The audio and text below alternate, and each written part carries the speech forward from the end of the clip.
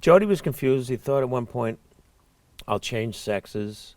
So it's like, again, it was the writing. This is what the Bible of it was.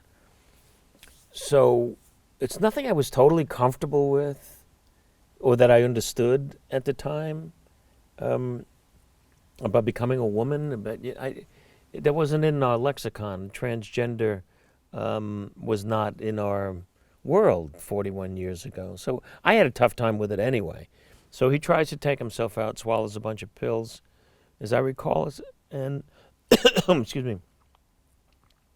And he wakes up in a hospital with a older man in the room with him who was played by Harold Gould. And Jodie looks like he's just sort of weak. And Harold makes a speech about clinging to something, staying alive, and loving something.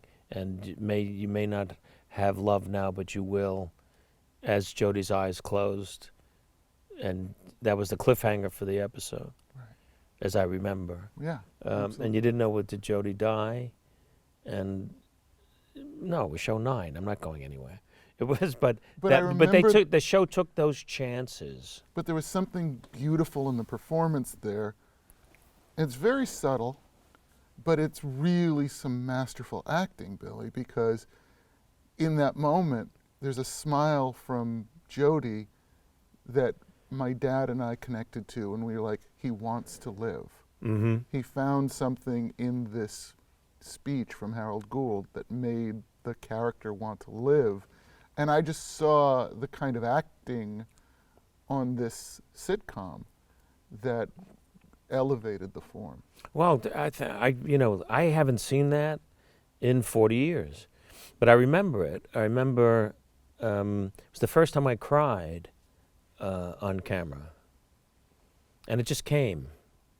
It just came from Harold, but it came because I was in touch with this confused kid, and his relationship, to this older man was just, he didn't have anybody in his life like that. We never really talked about who Jodie's real father was. Bert was the stepfather. So it just all connected. Yeah, I'm glad it meant something to you. I remember at the time going, it was the first time I cried on camera.